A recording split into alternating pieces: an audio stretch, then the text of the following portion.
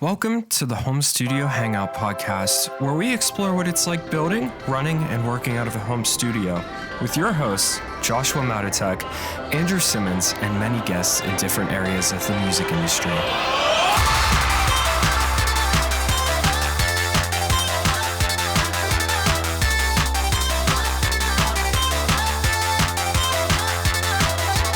And welcome back to the Home Studio Hangout podcast. I'm your host, Drew, here with my co-host, Joshua. You know that you say, and welcome back every single episode? I do. You know why? Because they're coming back to the show, Josh, to hang out with us. I don't like starting sentences with and. Oh, you're so grammatically proper. Do you have anything else to say? No, I was just getting a call, and it's a local number. Oh, okay. I don't know why they're calling me. Fun. Well, today we have on a good friend of mine, mixer, producer, songwriter. You know him from working on the Woe Is Me stuff. You know him from working on my band, actually, which is People pretty don't know, cool. man. Harm. You know him because Josh Travis shouted him out on stream multiple times. His name's Scott Seigel, and he is here with us today. What's up, dude? What's up? I'm Scott Seigel, and I'm here with you today. Dude, how's it going? I'm glad you are awake and here. Yeah. Gung ho. Specifically awake because Yeah. if you know, you know. Like, Yeah, no, if Josh, because you don't know, Scott doesn't wake up before 1 p.m. I have a horrific sleep schedule. I've always had a horrific sleep schedule. It's awful. He's on that It's Twitch so streamer bad. sleep schedule. I got out of bed at 9 p.m. like last week for like 2 days in a row. Like that was just my sleep schedule. And I was like, I don't know what's going on anymore, dude. Oh, man. Yeah, it's a lot. That's tough. Yeah, my sleep schedule was like, it was always really good whenever I was like working Sorry. full time. But then if I wasn't working full time, it would slowly slip. So for a while, it was like waking up at noon every day. And then I learned it's more than likely caused by my ADHD. So I started like supplementing different things, and it's been a lot better. Woke up at 7:30 today. Ooh. That's awesome. Jeez, man. That's crazy. It's great. And so yeah, that's been really cool kind of feeling. I still don't feel like totally awake, which is kind of weird. Like that's like something that comes along with it is like for a while, like whenever I was working full time, I would just feel like I'm half asleep until like 6 p.m. and then I'm like wide awake. Mhm. But yeah, I don't know. It's been a journey. It's been a process. God, Scott dealing with feels that. sleep is like, it's impossible. I can't figure it out. I've tried so many things, and now I think like I just got to the point where I'm like, dude, I'm just leaving it alone. If I sleep like at least 6 hours, I'll be like happy, and I don't care when I do it. Yeah. You know. Hey, I'm so sorry. I know we just started. I have to check my voicemail real quick. You're good, dude. Only While if you're you doing play it, we that, have to listen with you. yeah, I'm just kidding. He's like, no. no. Scott, we have you on today to talk about a bunch of different stuff. Yes. Let's maybe for the people who don't know you, which is probably some people, but Some people. I'm not as out there as I should be, really. yeah. Why don't You you give people a rundown of some stuff that you've been able to work on recently that's been pretty cool? Recently, Flex a little bit, Scott. I What are some have stuff? like that is out now that people Yeah, can that's check out. or That's people could check out. That's out. Woe Is Me's first single, Ghost, Harm's record, that Andrew's probably talked about 1,000 times on this show, which is an incredible record, and we have a lot to talk about with that record. We do.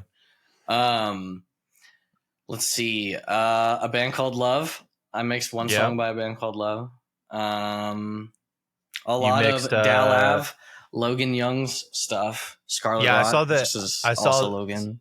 I saw that Heavy. Adam and Logan's project, Adam from Oceano, and and Logan's like collab song dropped. I think like yesterday. That's the newest thing. Yeah, I mixed that. I mixed 2 songs. That was this new one being the second one, but they have some other stuff on deck that's awesome. Very sick. So yeah, Adam's It's a lot of vocals are wild, heavy. Dude. It's so funny, I don't listen to deathcore, but I love mixing deathcore vocalists. You're just very because good of- at mixing deathcore though, because you I like just- the it's funny. extreme of it. It's so funny, yeah. But I've always just wanted metalcore to sound like more intense. But So, you want metalcore that sounds I like ended up making deathcore. deathcore sounding a little too ridiculous. No, the what was the exact point about? Oh, it was just saying deathcore Adam's vocalists. crazy. Yeah. Dude, Adam, I just love working on deathcore vocalists because like it makes my job interesting, because Really? it's like, what the fuck? Why did he just make that sound? Yeah. And then listening to it solo, you're like, if you showed this to Mozart, he'd have been like, "No, we're turning back. We can't go there, man. Yeah, we can't do that, go bro. there." Like, but it's interesting. It's cool. Yeah. You're also writing with Woe Is Me for their stuff as well, correct? You're co-writing. Yeah, so with Woe Is Me, it's like I'm producing it, I'm also writing it, and I'm mixing and mastering like everything.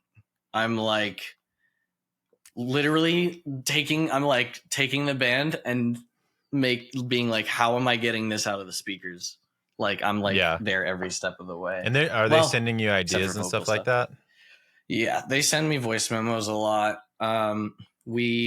For a while we were doing Saturdays. Every Saturday we'd get in. We have a Woe Is Me Discord server that's just the band that we could just pop in and out of. Nice. And we keep it's super organized where we have everything and whatever. But every Saturday we would get in there and just like me and Kevin would just write a song.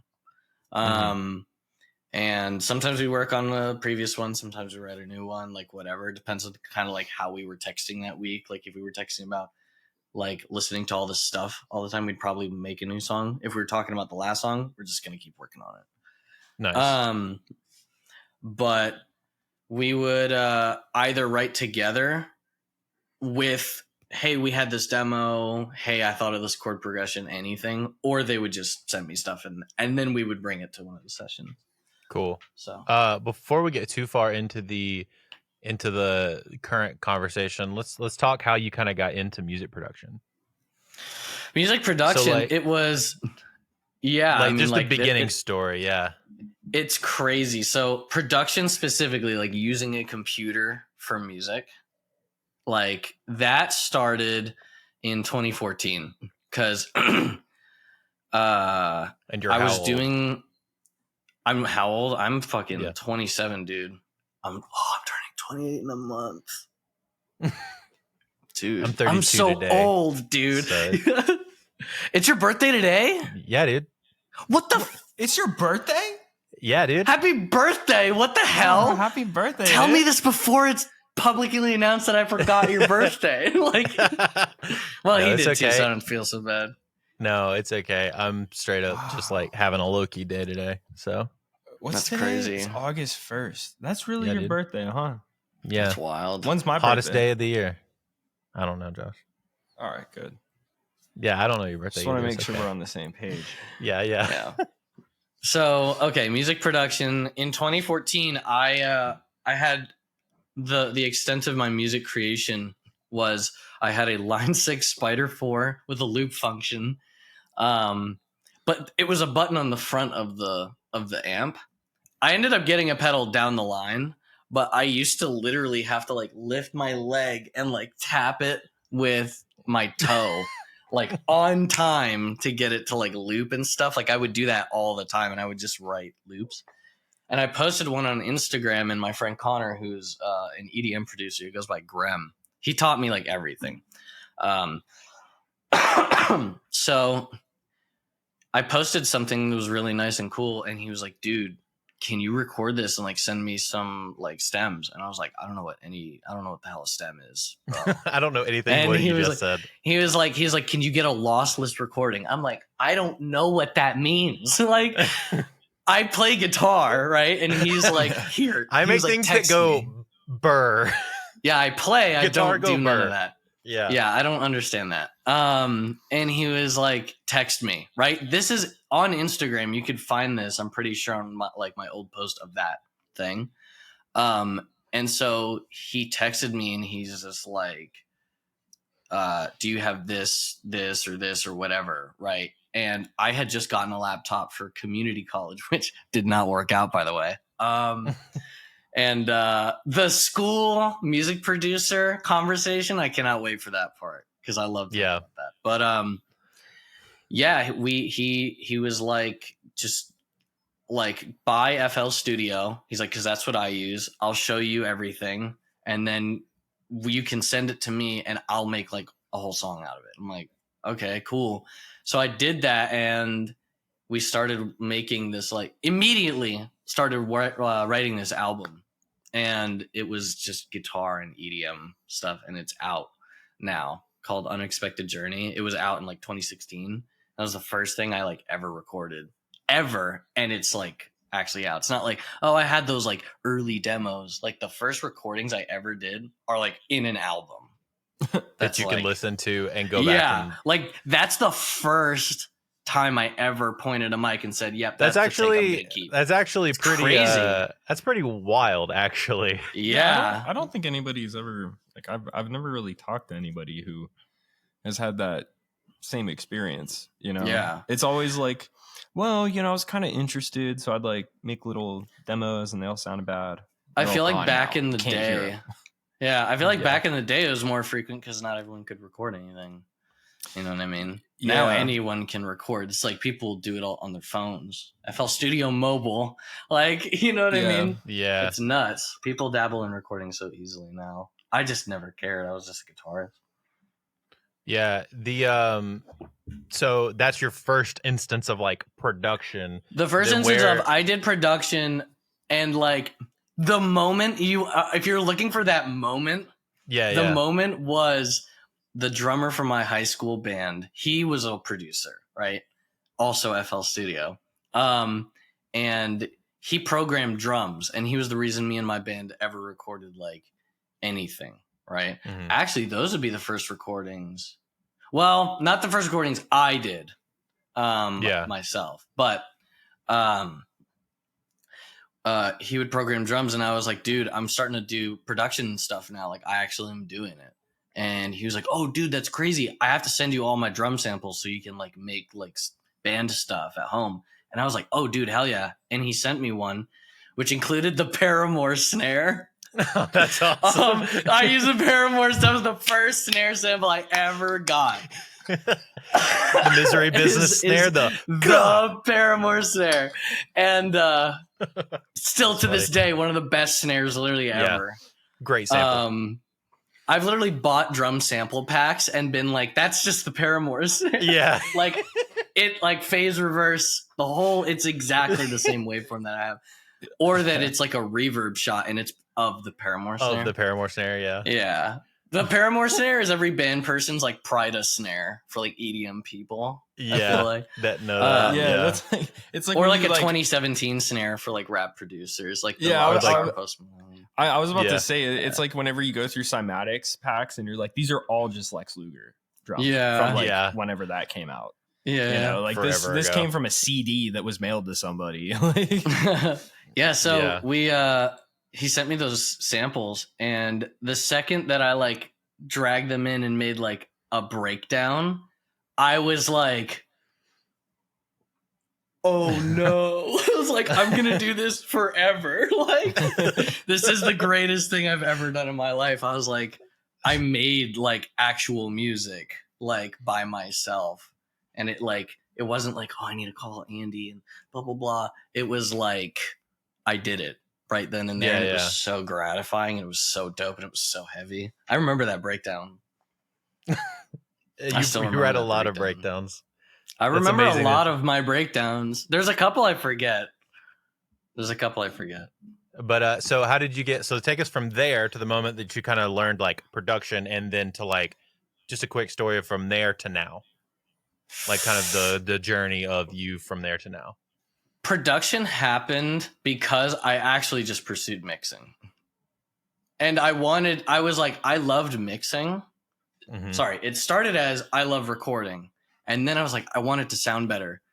I'm going to record so I can work on making things sound better. So I literally would record. I would like take all of my writing, like anything I could do to mix something, I would do. I did it for fun. Right. Mm-hmm. And then you just end up learning production and recording and other stuff you can't get to that stage. You know what I mean? So yeah. I've just picked up stuff as I did that for the most part.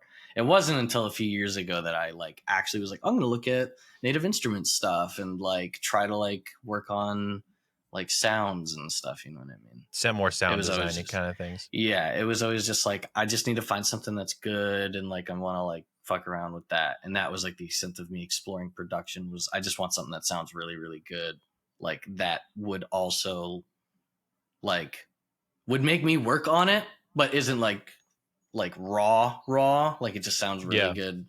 I don't know, something like that. I definitely vibe with that because I kind of had a similar experience. Like I thought I was just gonna like mix forever, and then I started like working with bands in person, and then the more that I got into production, the more, I don't know, for a lack of a better term, I guess you could say processed everything became. You know, where it's like I was really getting into, you know, how can I manipulate audio to do crazy shit, and that is what kind of got me into pop music.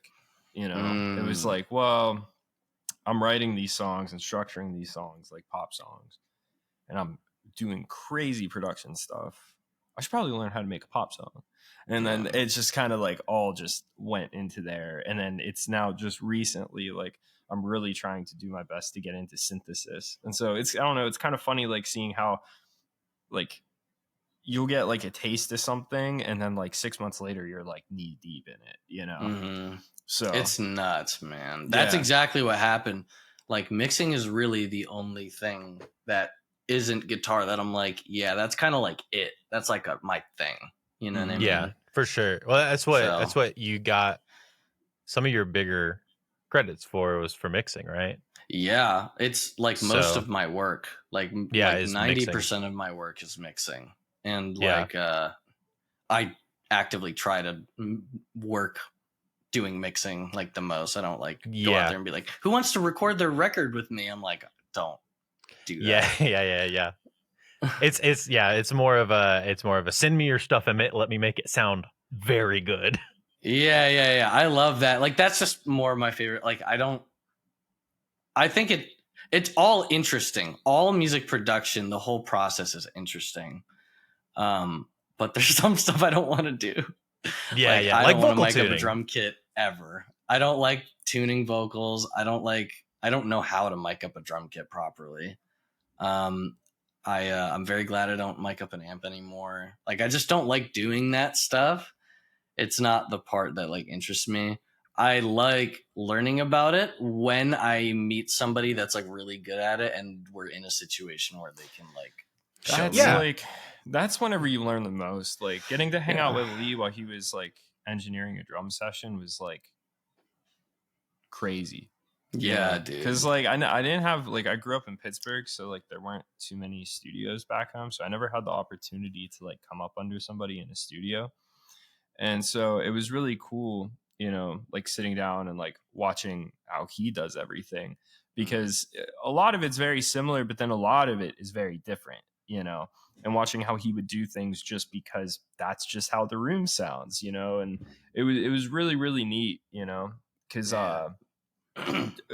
drums are definitely an art. Like you have guys who are like okay at miking drums and engineering drums, and then you have guys where it's just like that's what they live for. Like everything else, you know, like mixing records, producing, whatever they're doing, that's just a way for them to have an excuse once every couple months to get in and like really kill a drum session. And like I just think it's the coolest thing, you know? The thicker the tape measure, the better the engineer. Like, and that's the other thing is if you need a tape measure to do something in music, that's complicated. Like anything that requires like math or measurements, that's a complicated thing. Oh man, well I just found out that some DAWs have an issue with rendering like stems in a sample accurate fashion, and particularly Ableton and Logic. And so apparently like a bunch of experienced people, this is like commonplace, and they'll place a sine wave at the end of each track. So then that way, when they export, they can double check and make sure that everything is phase aligned. That's really smart, actually. That's really And I smart, found out actually. about that, and I was like, that sounds like, God, I've gotten stems with little blips at the beginning, and I'm like, why are these here? dude, like it's oh my god, yeah, that's and actually that makes crazy. sense. I have never all of real these people, moment. Like, yeah, dude, Yeah, this Discord I'm in, all of these people were talking Yeah. about it, and like it was just common knowledge, and I was like, I've never heard of this. I'm still Yeah. kind of new to Ableton, but now I'm mostly working in Ableton, and that That's makes nuts. me not want to touch Ableton ever again. Yeah, Because that's freaky. I don't You want would to think do Ableton of all DAWs. Well, here's the deal. Ableton actually has a lot of issues because Ableton's entire purpose is playback. Yeah, it's You not know, meant for like it's like it's a not meant live. for mixing. It's very good for the Yes. live thing. Yes, That's- exactly. Oh, And wow. that's also why, like, on most computers, you could just start up Ableton and your fans kick on. It's because Ableton utilizes system processes differently to prioritize playback, while like Pro Tools, Cubase, they don't do that. And Yeah. so FL doesn't even do that. Like it prioritizes the usage You know of what, the internals, not the You know output what FL playback. really fucking prioritizes? My damn graphics card for some reason. Yeah, All well, these Really? animations. No, for real. It's a That's GPU hug. I have a crazy. Dead Mouse story where Dead Mouse told me about FL sucking like that. yeah, and so yeah, like also I don't know if they fixed it. I don't think they've Mhm. touched the audio engine since like Ableton 9. But apparently, if you use groups in Ableton, it slightly degrades bit depth. Whoa. Yes, That and then also, sucks. You can't tell me differently, but Oh, I that's swear to so God, Ableton playback sounds way different than Cubase or Pro Tools. Cubase It does sound also, different than Pro Tools. That's why I can't Cubase mix in playback- Ableton. I've also heard a Dude. lot of people talk about how they think that Cubase playback sounds different. And I don't know if I'm just making this up, but I swear that Cubase 10 and Cubase 11 playback sound different than Cubase 12. Because now interesting. Cubase 12 sounds like Pro Tools. Like there's no difference. I could. must have- That's so weird. Yeah, How does yeah. that work? But like I swear, I'm- I was just talking to Lee about this because like Yeah. we were working on a song and I had my Ableton session up and like I could not get any of the subs to hit, which is like a common problem I have in Ableton. And I was just like, we're gonna roll with that. We're gonna export to Cubase. We put it in Cubase and it was just like perfect. That's so weird. I- that I- would make me stop using a DAW. But like Like, it's so immediately. strange because it's like it almost makes me faster. Like the time it takes for me to like export stems, load into Cubase, and like finish the song, like is almost like Better to do than zero just waste the because of time. how much time I save making Yeah. everything and how much better the productions come out. Like I'm currently Yeah. figuring out a way where I can just where I can print in like as I go, have my session set up so I can have a group filled with audio tracks just for printing. So then that way I don't have to worry about exporting like groups plus their stems and then having to sort through them afterwards. But yeah, like dude, it's so weird whenever you look into like how different DAWs like prioritize things and like how playback is different. Like That's nuts. technically like Pro Tools HD is going to be what is it? Does it have to do with jitter? I think it has to do with jitter because like core audio just isn't the best to work with audio and like neither is like ACO like Windows. ASIO, really? Yeah, and so It's not meant for such a high bit depth or a high bit rate or sample rate. So technically Pro Tools HD sounds better than any because other it's because it's an That's external nuts. card. You run all of your DSP and everything, like all of your audio in and out on an external card that can run like a 96 or 120K like sample rate or bit depth. it's not necessarily that. It's the actual like audio engine itself. Really? I would it's the I've always audio heard that engine. I've always heard that it's because a computer can't run that high that it's the rack unit that like handles all of that, which is probably also true. But that's why your mix sounds different whenever you play it after you listen to it in your DAW. It'll sound slightly different, That's and it's so because nuts. core audio sucks. Weird. You know But, what like, I always now DAWs are starting to change though. Like Wavelab, up until like last year, the only way you could get around. I mean, and we're talking about such a small difference. that, Yeah, like, yeah. This until is you're like working- a 1-2% difference. Yeah. Like it's not worth like the investment until you're working on like number ones, because it just doesn't matter at our level. But I find it extremely interesting because like Yeah. we're kind of told that like these things don't matter and they're all the same, and it's like, well, technically they're not the same, so why don't we talk about it and waste time? And like up until last year, no other DAW was able to do that besides Pro Tools HD until Cubase updated Wavelab to bypass core audio, That's which is so crazy. nuts. It's crazy. And Also, great mastering yeah. software. Yeah, I've heard mixed things. Like people either love Wavelab or they despise it. But I have used to no use it interest on in the trying it. old studio that I was at. They had it, and I pedaled around with it some when I was mastering some records, and I didn't hate it. It was pretty fine. I'm also not a mastering engineer, to be fair, so grain of salt there. I would love to talk and maybe have Scott teach us FL Studio. How does this Oh, work? God. I don't understand FL Studio. So FL Studio. What was Well, the quote? this is- What was the quote? Yeah. What was This that is quote? Josh. What was the thing that you said? What was the quote? FL Studio works the way that you imagine DAWs work if you've never opened a DAW.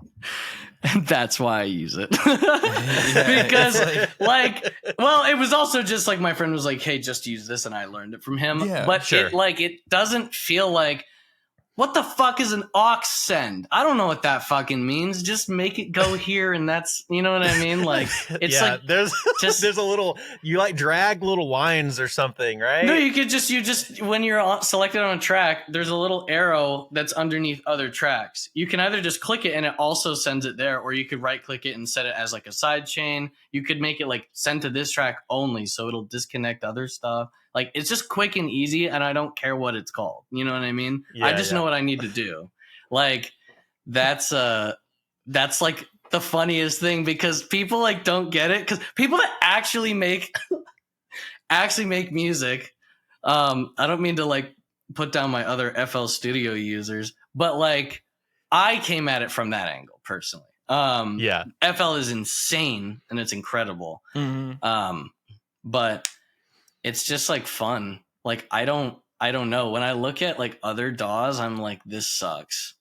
This looks like I'm looking at fucking Visual Studio or some fucking shit my Well, programmer friends use. There's like You know what I mean? I remember I was Yeah. listening to an interview with Baines, and someone was like, "What's your workflow in Pro Tools?" And he said, "Well, it doesn't matter what my workflow is. What matters is that you have a workflow." Yeah. And As like long that's as something it's- that's kind of stuck with me. Yeah. And like it's something I am definitely more like conscious of, like working with Lee all the time. Like, we're both Cubase users, but we're both the type of Cubase users where nothing is default. All of our key commands are different. We have different macros for different things. Oof, yeah. His template is way more robust than mine. I hate buses for everything. He has buses for everything. He already has like little like compression stuff set in, and like, it works for him. I don't and go that it- hard, but I and do it, a little bit of that. It absolutely drives me crazy. Like, my starting template now in Pro Tools and Cubase is I have my like my folders set up. Like in Pro Tools, the routing folders. In Cubase, they're just folders. And then They I have auto-route in Cubase. I have my master chain on, and then no, they don't. I thought they auto-routed. No, they don't have routing folders yet. But I have a key command set up, so I just press F, and then it makes a new group for my tracks. So that's a big part of my process. Is as I'm working, I'll group tracks as I go. You'll organize it like Yeah, as you go. and so I press one button, it's already set to a group track. And so Okay, that makes sense. the folders are just there for auto coloring.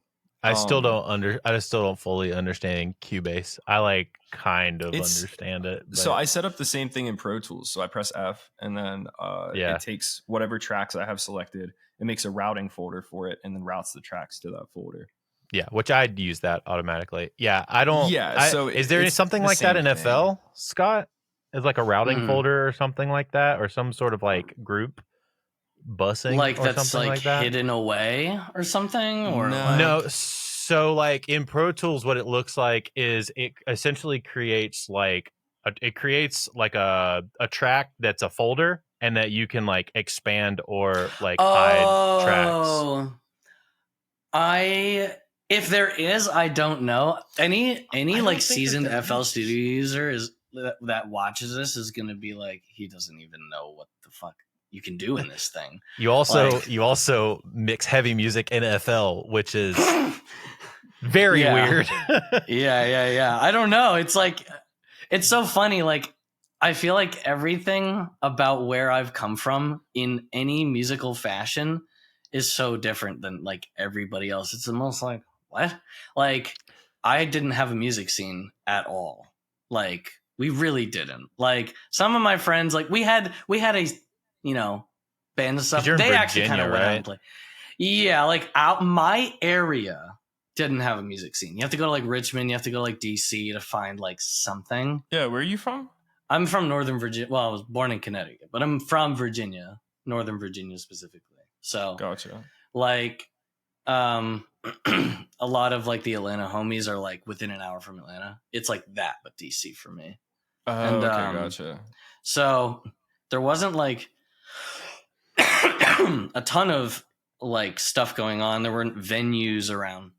You had to like go away to like go find that. You had to like get Yeah. out of here. But we didn't have even too many then. So then when I like met Ian and did the whole Atlanta thing and whatever, they're like, what's the scene like in Virginia? I'm like, dude, I don't fucking, that's my alarm. Get up at noon just to make sure. Jesus Christ. Yeah. It's get up in all caps. Yeah. Anyway, yeah. Yeah. So Ian was like, what's the scene like in Virginia? And I'm just like, I have no idea. I'm just a guitarist. Like, I had a high school band, but like, it just didn't go anywhere after that for me. All my other friends kept playing in bands with each other and like doing stuff right after high school. My band like broke up right at the end of high school. I heavily relate to this because like I didn't even have anybody to be in a band with in high school. That's nuts. Like I didn't get a band until I graduated, and even then, like my drummer lived like 5 hours away. And That's so tough. like yeah, like it just wasn't feasible, you know? Yeah. And like yeah, because like Pittsburgh, like especially like in heavy music scene, there was non-existent. There's like a ton of like alt rock and indie rock bands there now, which is pretty cool. But if they existed whenever I was younger, I had no clue. I had no clue at all. But yeah, it was there's you like and Nick dude, like being emo together. yeah, basically. And then like my friends all had bands and stuff like that, but my friends are older than me. So like I kind of came up at this weird time where like the glory days were done. You know, there was like this one venue called the Blue Violet Cafe that I went to in middle school. I know that feeling. And it's like there were shows there all the time, and like bigger bands were coming through too. Like whenever bands were like starting to break out, they would play this venue. And so like my friends were telling me about how they saw like Veil of Maya touring on like The Common Man's Collapse and After the Burial and Born of Osiris, and I think Prada played there, and like all these like bands that are like really heavy hitters, you know, like they were playing like small shows there, and kids were just losing their minds. And like the venue was like owned by a church. It was just super weird. Yeah. In like, you know, Always little is. like Rust Town. It's always a church.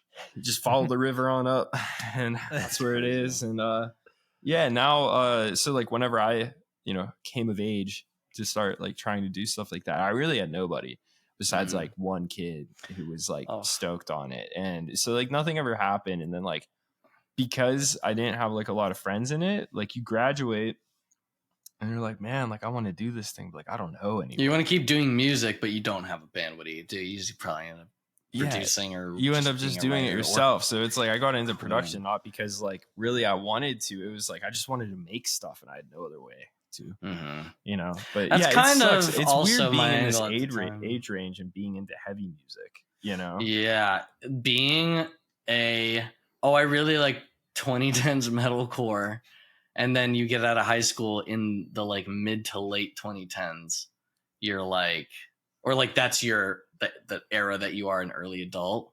it sucked. Because metalcore, dude, 2015 felt like that was my fucking, that was like an Oh my apocalypse gosh. to me, dude. It was a like, drought. yeah, like I remember It sucked. I remember like 2014, 2015, it was just nuts because like the Death Card dropped, and then like Yeah. Volumes dropped their second full length. I No forget what it Sleep. was called. No Yeah, Sleep. Good. That's Sleep. 2014. That was 2014. Yeah, dude, and like Those Who Fear dropped a killer album. Like there was so much good music. There was and a lot then- of good music. It was a lot of the bands that I was listening to didn't put out good music. Yeah, a lot of the bands that popped up or popped off at that time were putting like Wage War, Architects. Yeah, like Wage I feel like War. it's like, oh, this kind of like saved the genre.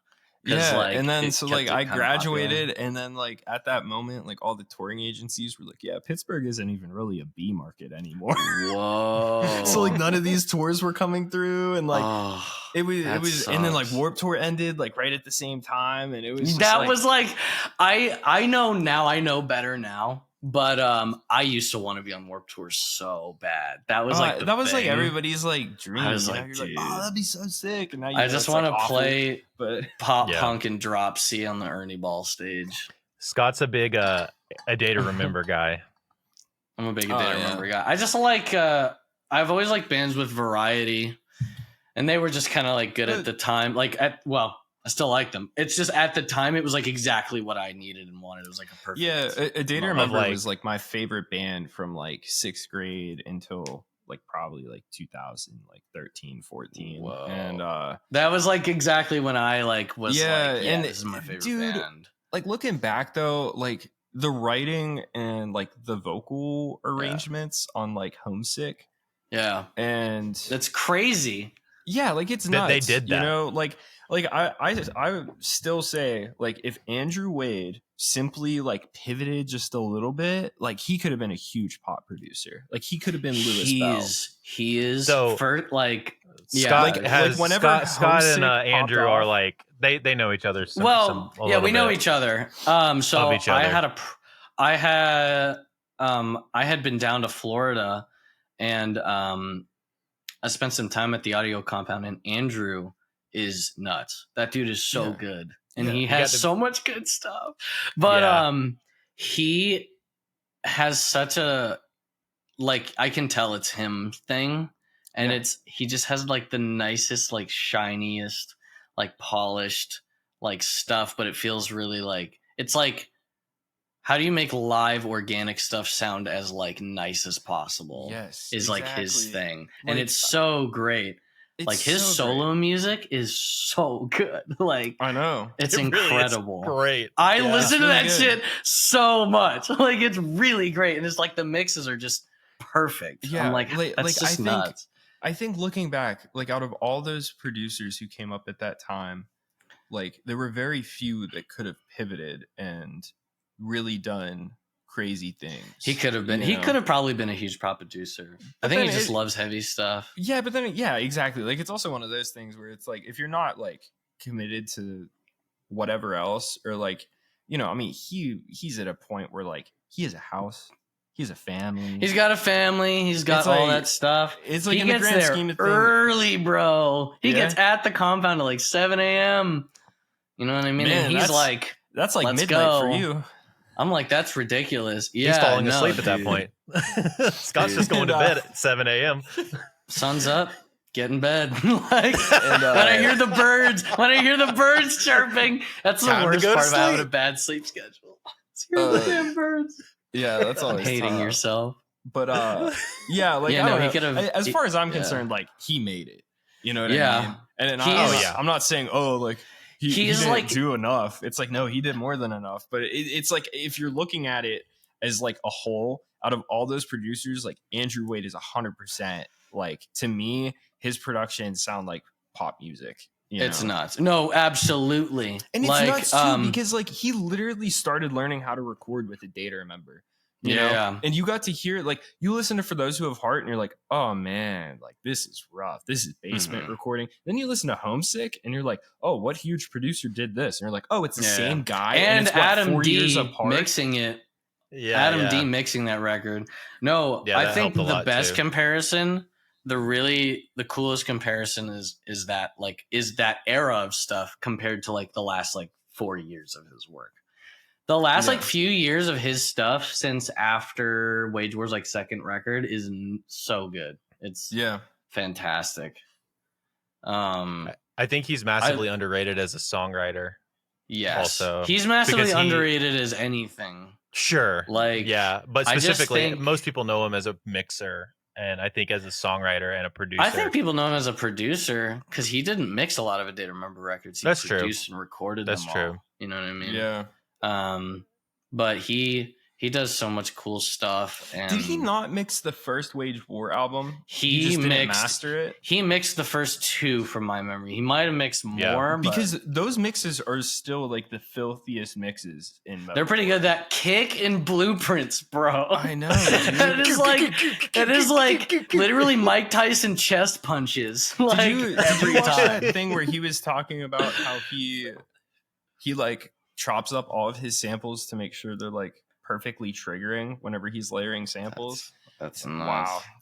Wow. That's a lot, but I don't know. No, you got to do it. You got to do it. Yeah, it's one of those things where like the reason why he's so good is because he's not afraid to do like all the nitty gritty stuff. You know, I remember watching that video and thinking maybe I'm not doing enough. You know, and that's also that's just whenever if I started really paying attention to stuff. When you're as smart as him, you know how to do so much stuff so easily and just like problem solve like nothing. Yeah, so that it's not like, oh, I got to do all this. You're just like, I know exactly what I'm going to do. Yeah, and it's not going to be hard. Like I just saw this conversation about like when a project isn't going how you want it to go, and how do you what's the next step? You know, like say if you're sent awful Maltese, right? And you're hired to mix it. What do? You know, do you ask for more money? Do you say no, I don't want to do this and refund them? Like, what do you do? I guess that depends on so many things. I feel like you can't make a rule about this. That. This one dude who's a mastering engineer, he works on big stuff now, like Kid Laroi, Taylor Swift kind of stuff. He was like, I just watched this young mix engineer in 2 years go from $750 a song to $2,000 a song, because every single time he was sent a session like that, he did whatever it took to make it better. Yep. You know, whether that's picking out new samples, pitching the samples down, redoing a synth bass, retuning stuff. And he's like, he's only getting paid to mix. But guess what?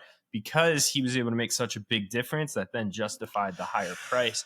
And, you know, I feel like Andrew Wade is that type of dude. He is. You know, I feel like he's the type of guy where he wouldn't be like, oh, well, you know, the vocals aren't tuned right and I'm just mixing this. You know, he's like, my name's on this. I want it to sound good. Have you ever heard a mistake on anything he's worked on? Like, I haven't. Exactly. It sounds perfect. Like, it sounds like he was just like, it has to sound right or I'm not, you know what I mean? And that's something that I feel like I need to do more of.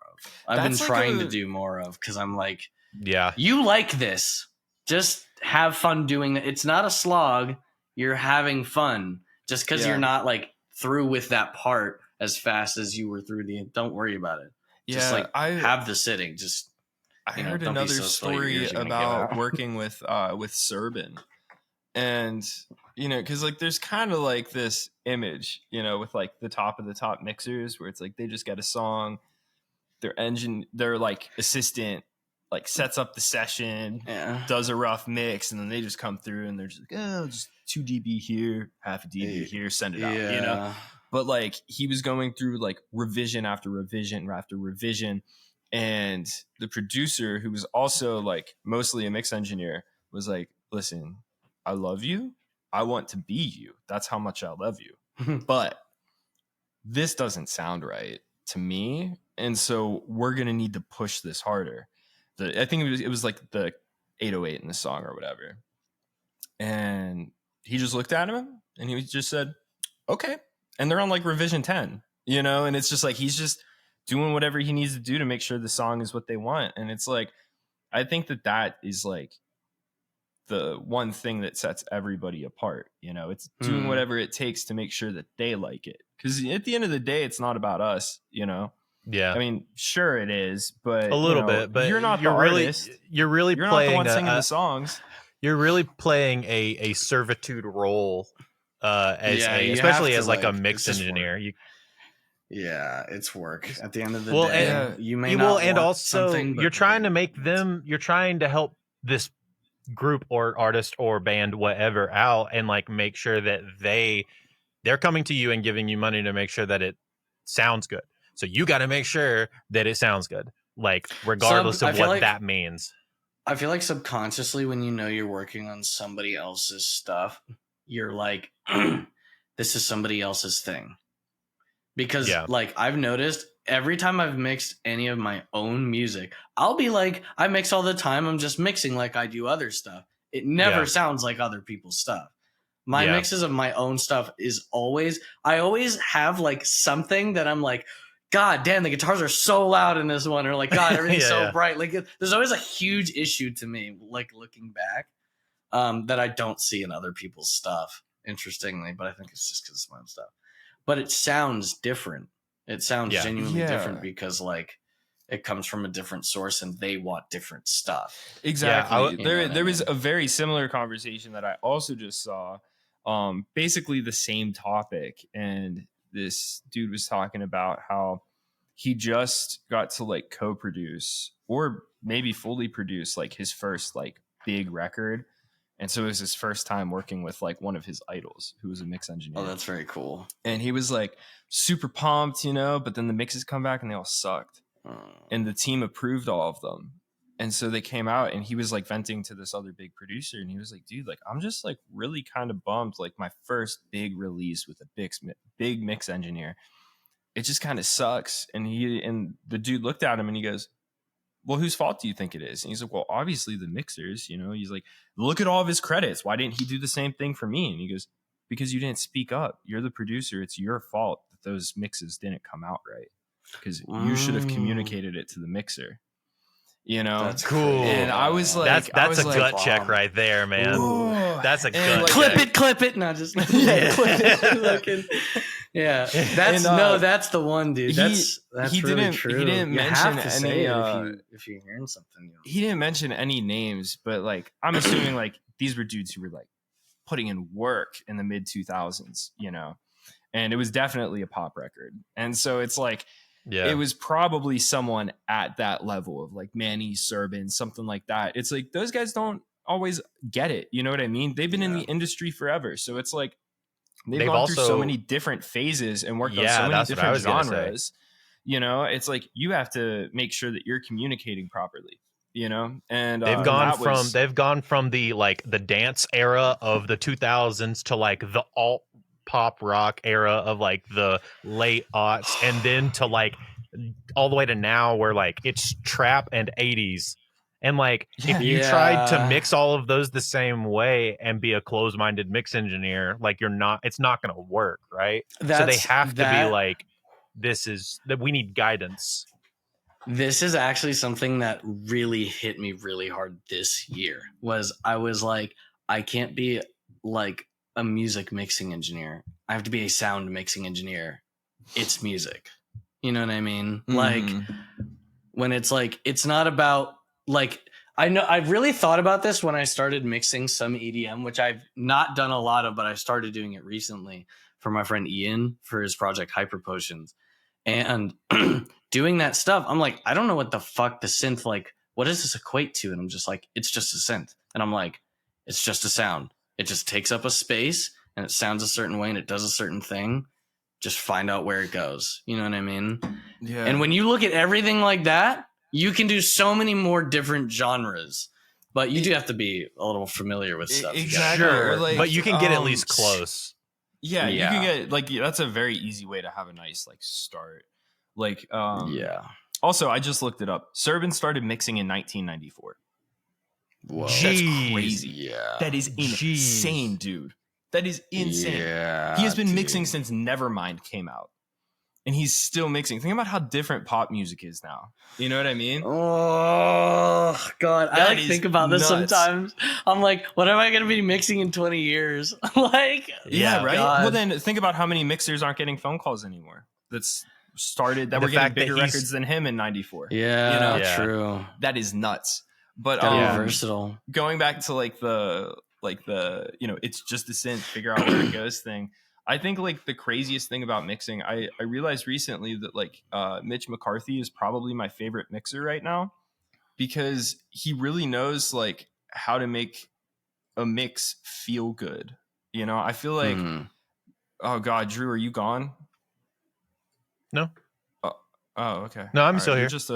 You're just an icon, dude. It just says D. No, I see go you. for it. I see you, Andrew. Don't worry. That's just you, Josh. Your internet's trash, bro. That Atlanta internet. Josh looks better than you, though.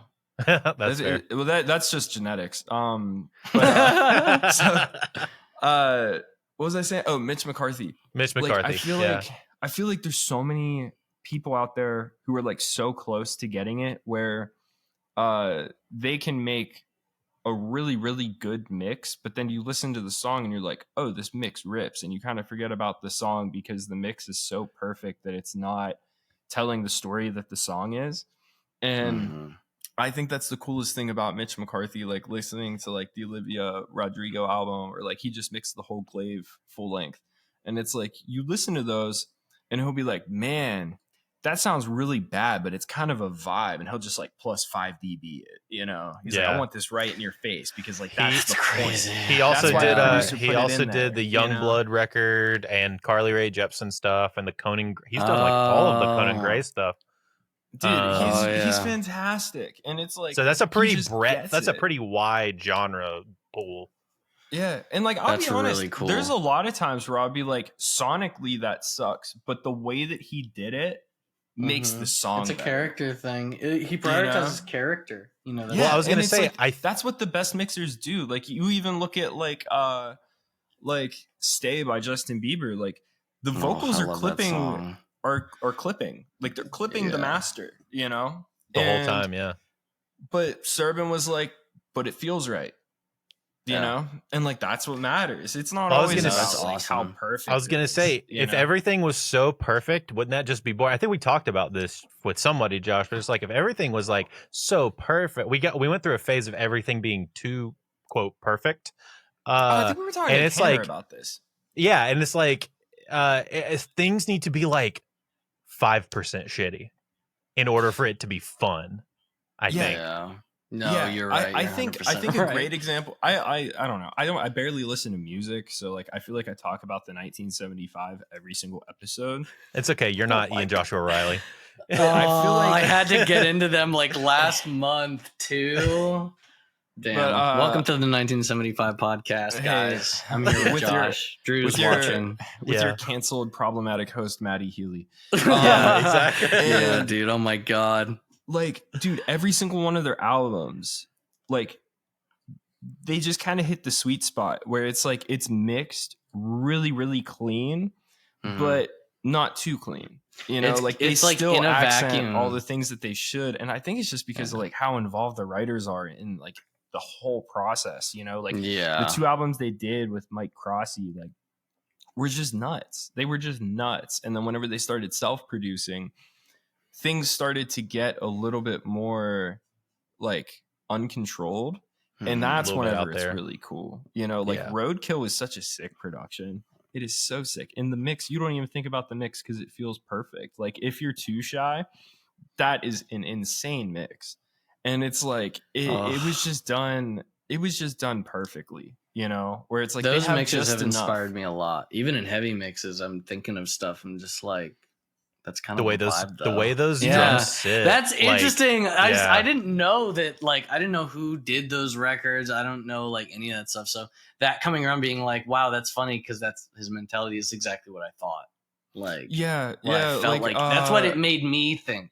Well, which is also, that's like the top level of like I did something and it like had an effect.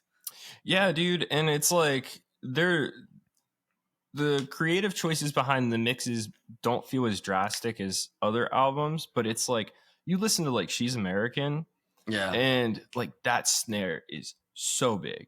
It's so ridiculous, you know, but it takes up so much space. It takes up so much frequency. Yeah.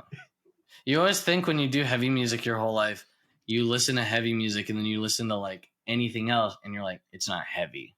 It's not big. And someone's like, oh, dude. Like when Ian will be like, dude, this one fucking Radiohead part and it's so heavy. And I'm just like, heavy? And I'm like, oh, wait, I can't be that guy. Because you have to rethink, me, you have to reshape your mind. My idea of what heavy was, you know what I mean? And then I've listened to EDM and I've been like, that's heavy as fuck. Dude, you know what I mean? Dude, that's AU5, bro. Yeah. AU5, bro. Oh, some I of was the hanging out with him the other heaviest day. With Austin. Yeah. Yes. Oh, I gotta show you some. Josh. Dude. The short one is he's a melodic dubstep producer. But he's done like so much stuff. He is one of the greatest I will stand by. He is one of the greatest sound design minds of like recent all generation. Time. Yeah, I think all time, really. Potentially all time. Yeah. If it's now, 1995 versus now, like as far as modern EDM production, he is. And applying things, he has, in my opinion, he has the best ears in the world. I've shown him stuff and he has been like, I'm thinking this. And I'm like, dude, I didn't even know that was a thing in my own mix. You know what I mean? It's ridiculous. He's that's incredible. Typically how it works, right? Like, have you ever like been working on like a session and then you pull it up and your friend starts working on it and they start doing all the opposite moves that you did? Oh no, really? Oh god, dude, I haven't co-mixed a lot. Bro, okay, so first co-mixing is actually pretty fun. You need to find someone that you can just like hang out with and work on stuff. We should. Yes. And then you should definitely do that, or like take one of those like monthly type classes where like you can watch somebody mix something. Yeah. Actually, get all of my friend Seth Munson.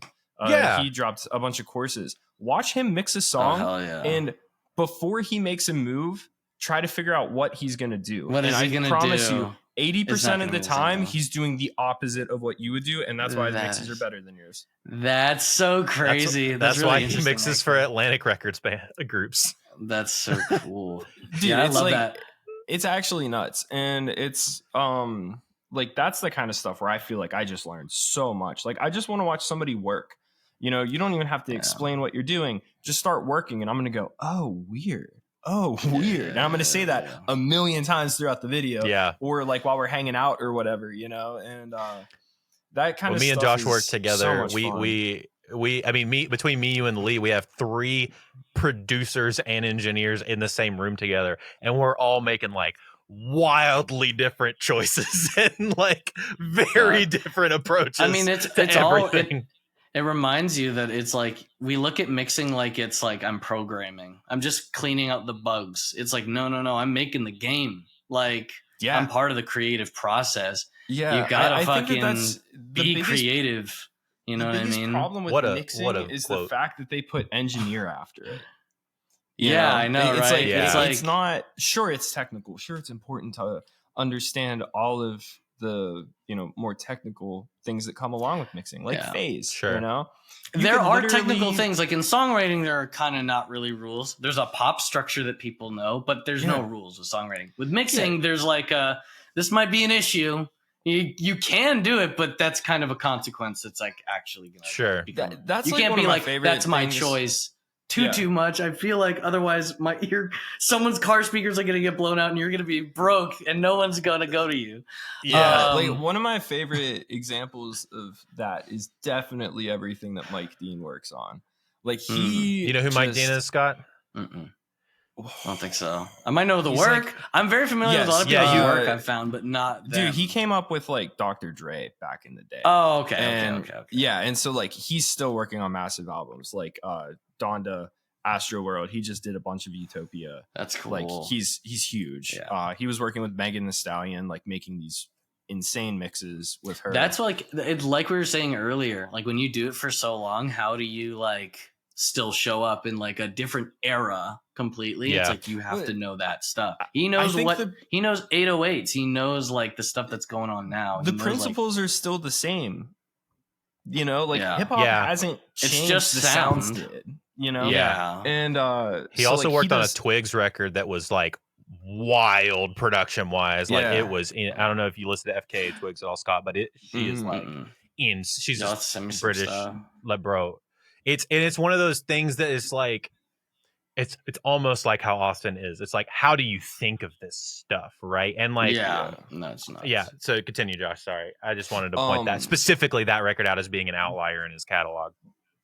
But like the one song that I listen to whenever I go into a new studio to figure it out is I listen to Way Bigger by Don Toliver, because it is the most aggressive 808 and a super interestingly bright vocal in this really, really cool production.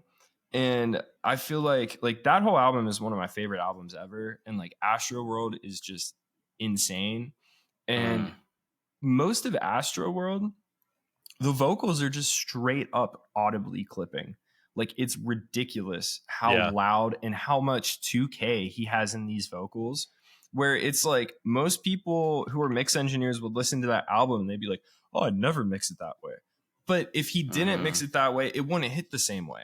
It just wouldn't, you know? And then he does super clean mixes whenever the song needs to be super clean. And like, I just think that like he has done it, you know, at this point, he's done it thousands of times. And so he's been able to figure out like when and where he should be doing certain moves. What else is really cool is when you do that, you find out when you need to like, or actually what I really think I'm trying to say is when you go in and be a little more fresh about everything, like he's not like, oh, it's a vocal, I'm going to use this and do these things. He's like, what does this song sound like? Right. Yeah. Then I'll go from there. There's probably a couple things he's like, I'm definitely going to high pass that. I'm definitely going to whatever. But there's also like a level of like, I'm not going to just do my vocal chain because it's a song. What is this song? He definitely like has like everybody has like their go-tos, you know? Yeah. But like what was really interesting is I was trying to figure out how to get like that aggressive high-end curve that he gets. And obviously like you wouldn't think an EQ would really have like a crazy sound, but he was talking about how back in the day he would always use AMEC channel strips, and he has a couple in storage. So when Plug-in Alliance dropped the 2098 EQ, he was very excited. If you put the high shelf on any vocal, you'll instantly hear that same super aggressive high end that all of his songs have.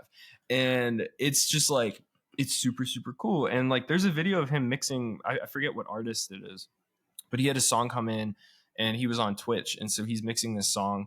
And it's just so funny seeing how little he cares about most things, because like whenever he's like getting a session in, he's just listening to it and he's like, I don't like that, so we're gonna undo that. And it's all about like making it feel right, and then he'll like go back in and refine it. But like on Astro World, the vocals were like clipping in a super cool way, and I remember thinking like, man, I would love to get that sound. Like, is that just Travis's voice? Because like he's a very unique voice, and obviously like him on a C800, that's like 90% of the sound. And so I was watching him mix this vocal, and like he did that EQ move.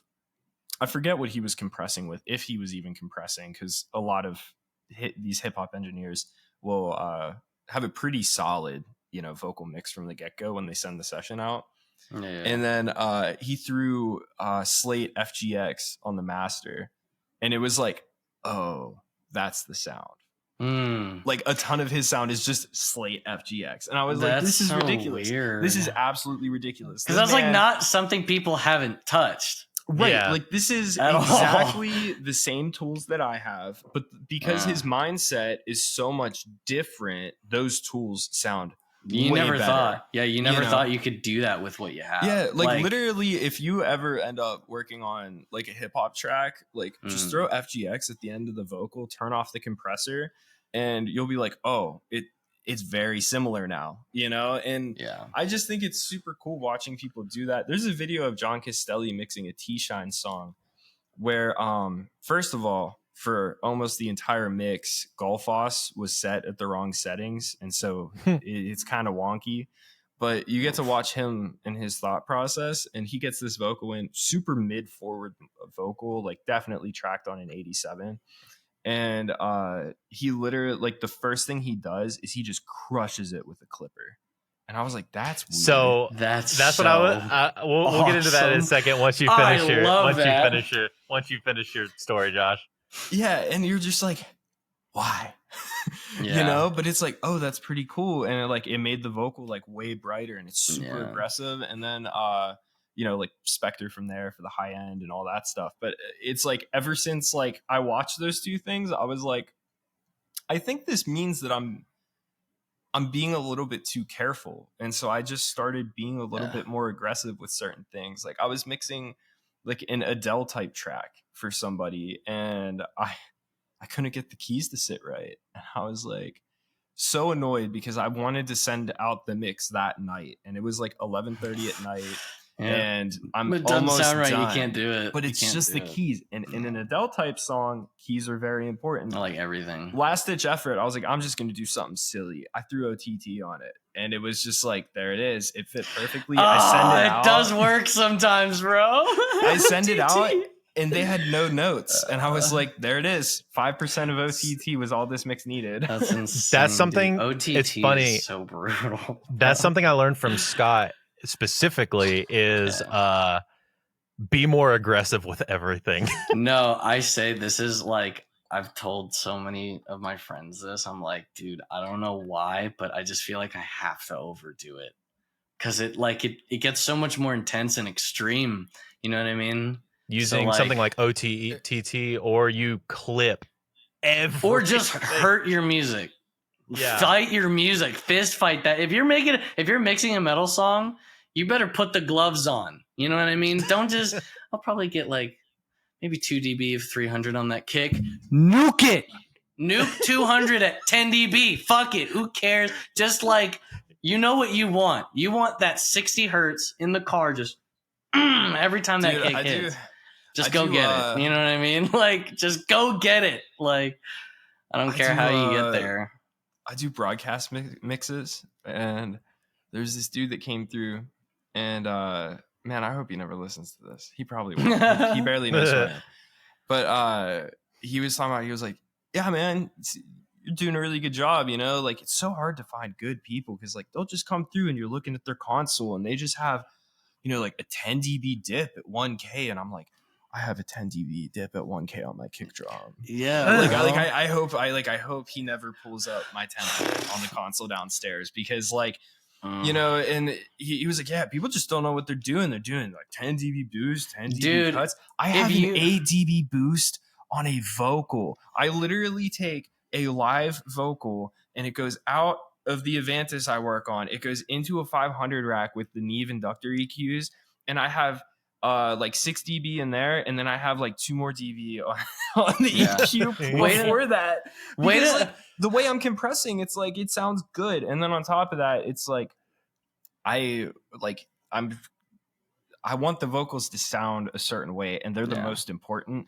So I get a lot of bleed from the cymbals, and then I have a massive cut on the overheads to make up for that. You gotta do the crazy shit. It's like my friend Nick, he's a front of house engineer, and he was talking about how he was working this one show, and I think he was like system teching or doing something like that where it was for like this company. So he just had to make sure the system ran. Like that was his job. He was happy. And these dudes were like talking about how they couldn't get the kick drum to like sit right, and he was like, hey, do you mind if I make a suggestion? And they were like, absolutely. And he walked up and he put the band on 1K on the kick, and he turned it all the way down as far as it'll go. And they were like, oh, that sounds great. And he's like, yeah, I probably butchered that story, but that's basically, dude, I mean, that type of stuff. It's real. Like, hey, man, if we are designing sounds, right? Okay, like, why it's just sound, man? Why are people engineers, right? Why are engineers a thing? Because they should know the gear inside out, match it with the perfect source to then record this sonically as close to perfect sound as possible for that song. And whenever you don't have that whole process, sometimes you have to make drastic moves to compensate, you know? Well, there's also sometimes like the mixing engineer, or just if you did produce too and you mix, there's times where you'll be like doing the thing and you're like, okay, let's do like a really like this type of kick drum sound, or like this sound, or just engineer the drums this way. And then you get to the mixing and you're like, oh, it would have been way cooler if we went for like this sort of thing because I really want this out of the kick right now, and then you have to get it. You know what I mean? Yeah. Like I think like if we're looking at the roles, you know, it's like traditionally like a mix engineer shouldn't have to do massive moves because they're handed material that was done by a stellar producer. Yeah. That was recorded by a stellar engineer. And it's we like talked whenever about you're this doing all those roles, way back in episode like 3. Yeah, we talked about like this way back in episode 3. Yeah, the ideal version of all of this stuff. Yeah, and it's like I'm so glad there isn't one. Everything would sound the same, dude. God. And it's like whenever you don't have that luxury, like sometimes you just have to, you know, turn on the punish button on Decapitator. You know, I love that button. That's like my favorite button. I'll be honest, like the best button on that damn thing. I really don't use Decapitator without the punish button on because if I want something subtle, I reach for True Iron. You know? Yeah, exactly. Same. Scott, I'd love to talk about your first instance of mixing real drums. So Scott has made many records throughout his years of mixing. Full records, not no records being like a song. Oh yeah. So, a recording. Records. A recording. Scott has mixed many songs. And I think the majority, if not all of them, have been 100% MIDI drums. A lot of them. Are MIDI drums. So he's never done a full record, like of live album drums until the Harm record. Whoa, my voice just. We threw him in the deep end. I said Harm record, and my voice was like 40 more years older. Aged in that moment. Yeah, vocal cords are going to sleep right now. It's like NAM flashbacks. No, so no, I loved working on it. But the live drums on that record was insanely challenging. I had worked with some live. I'd subscribed to Nail the Mix a couple times because like they get awesome songs and I want those stems. Yeah, sure. And so I'll be like, I'll use them as a target as like it's fun to fuck around with that stuff. It's if I like this, I'm gonna look at it and analyze it and remember so that I can or just compare. But the other thing is I never got how would I get live drums? I use MIDI drums. How do I even get that? So you have to get good live drum stems. So I would get them and I would fuck around a little bit, but I never knew how to make them sound good, right? And then I got to a point where I was like halfway decent.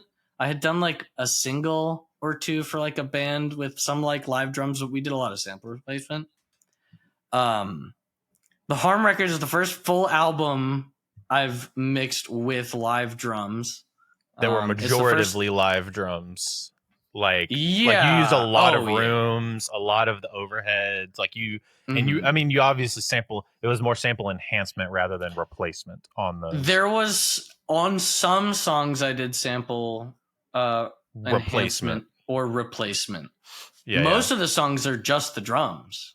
Yeah, I just didn't want to bother with samples, so I was like, I'm just gonna make this sound as good as I can without dealing with because I just the way to do it. Doing it. Have you tried doing key spikes?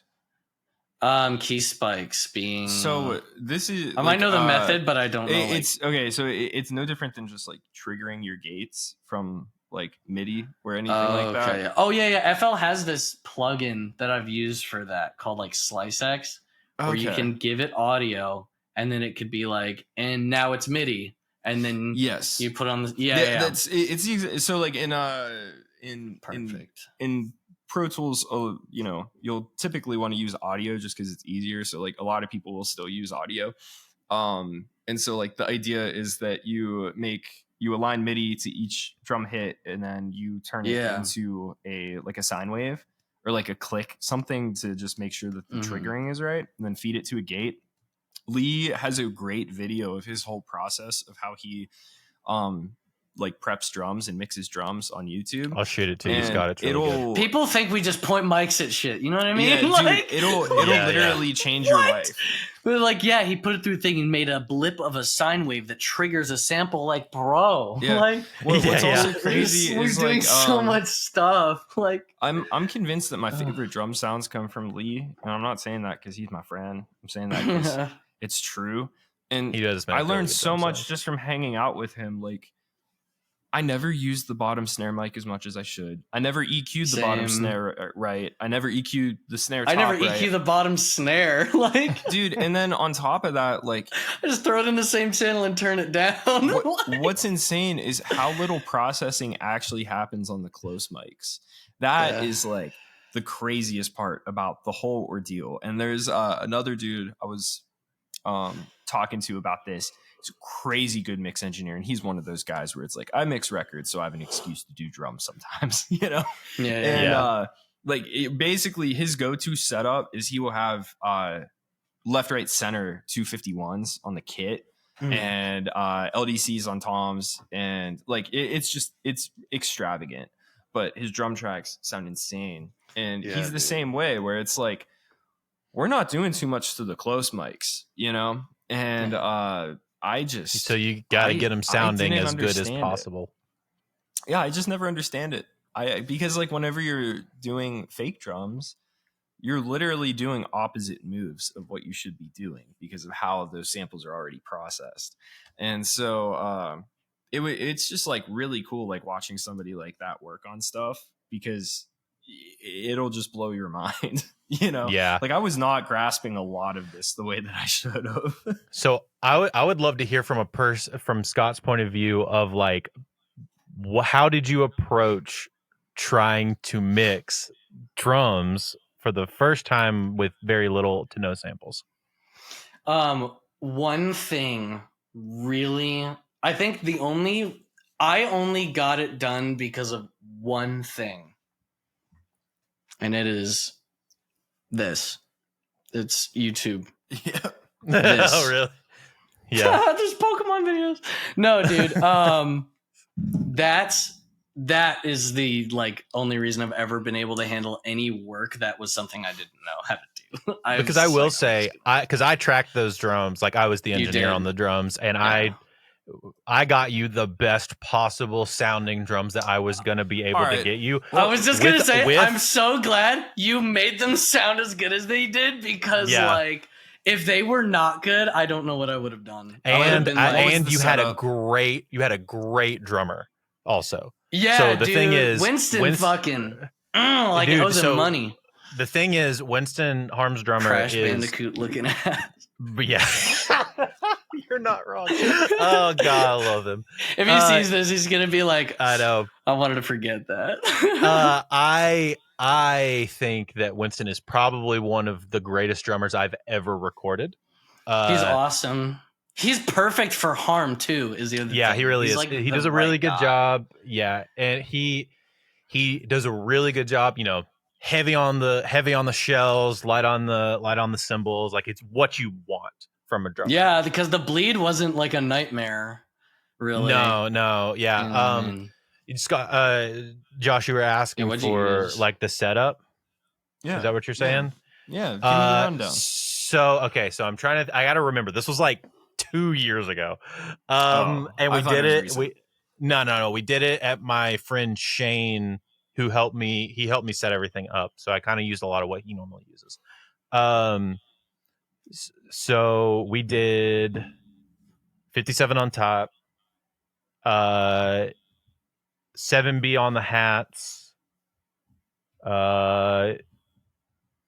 some sort of small diaphragm. Crazy. Dude, 7B is like literally 7B on hats is you so can put good. it on anything. You can put it on anything, and if you just the first thing you do on literally every channel is like 2 dB at 500, 1 to 2 dB at 200, and then boost like 2.5K like 1 dB. Dude, also it rips as a kick-in mic. Really? Yeah. So we used that's I'm sorry to cut you off, Drew. That's the variables kick drum. What? Yep, that's super chunky crazy. one. SM7B inside, yeah. See, that's the type of stuff that actually makes me interested in it because I'm just Yeah. like, oh, we should try it. Oh, I can't do that. Yeah. So it was, I think it was I want to say it was a beta 52 for the kick, and because he wanted to go for more of like he was fine. Andy was fine with sample enhancement for the clickiness of stuff, but he really wanted to go for like a more post-hardcore drum sound, so kind of like a Will Yip kind of sound.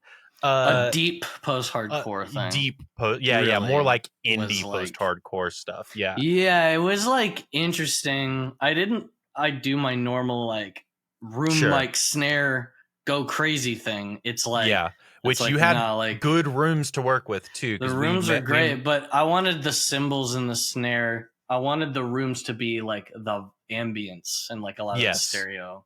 You know what I mean?